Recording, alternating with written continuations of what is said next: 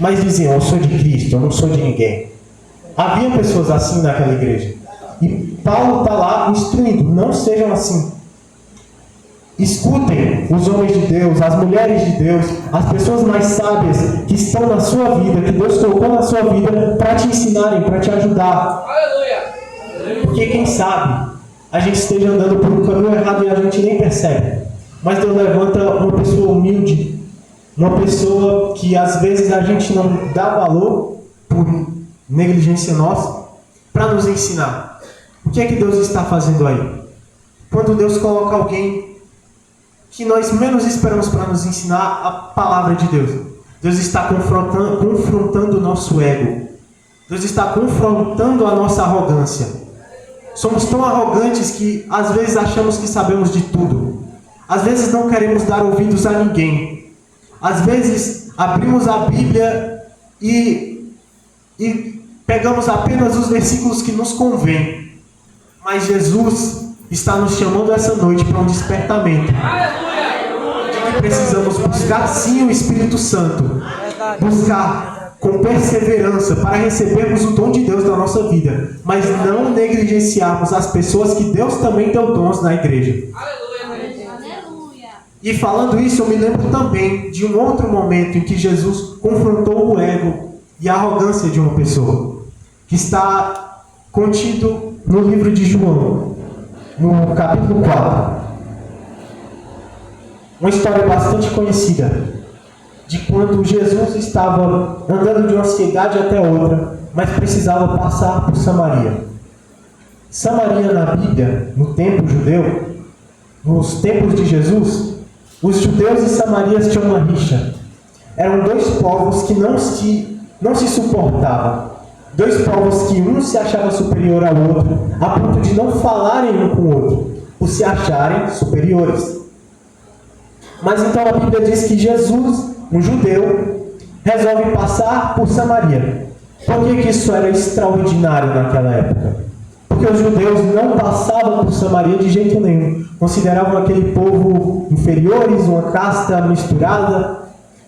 E aquilo ali era inaceitável para o povo judeu, um judeu passar por aquela cidade.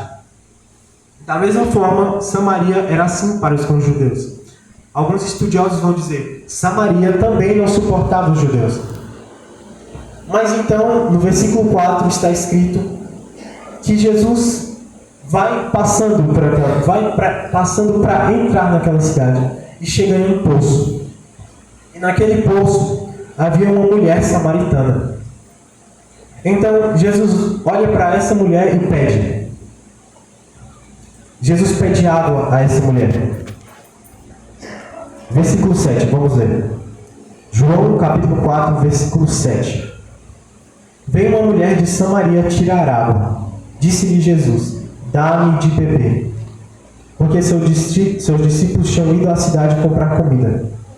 Disse-lhe, pois, a mulher samaritana: como sendo tu judeu, me pedes de beber a mim, que sou mulher samaritana? Porque os judeus não se comunicam com os samaritanos. Existem duas formas de interpretar esse texto. Ou a mulher estava se humilhando a Jesus, dizendo: como pode tu, um judeu, falar comigo que sou uma pequenininha samaritana? Mas também a outra interpretação, de que ela estava se sentindo arrogante. Ela estava arrogante para com Jesus, dizendo: como pode tu, que é judeu, se referir a mim, que sou samaritana, superior à tua etnia? Então, não importa como nós lemos esse texto, se é ela se sentindo superior ou inferior. O que importa é que Jesus estava quebrando o paradigma daquela época, se aproximando de uma pessoa excluída, se aproximando de uma pessoa a quem ninguém ligava, ninguém dava nada. Ainda mais mulher. Naquela época, ser samaritana e ser mulher era sofrer preconceito naquela época. Então, no versículo 8, versículo 9: disse-lhe, pois, a mulher samaritana: como sendo tu judeu, me pedes de beber a mim, que sou mulher samaritana? Jesus respondeu e disse-lhe: se tu conheceras o dom de Deus, e quem é o que te diz, dá-me de beber, tu lhe pediria águas, e ele lhe daria água viva. Disse-lhe a mulher: Senhor, tu não tens com que tirar, e o poço é fundo.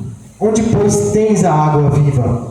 És tu maior que o nosso pai Jacó, que nos deu o poço, bebendo ele próprio dele, e os seus filhos e o seu gado?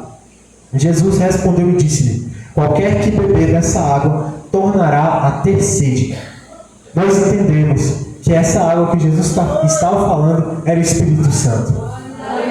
Jesus nessa noite se aproxima de você, por meio dos sinos, por meio do culto, quem sabe por meio de alguém nesse dia, ou esses dias, Deus te chamando para beber dessa água.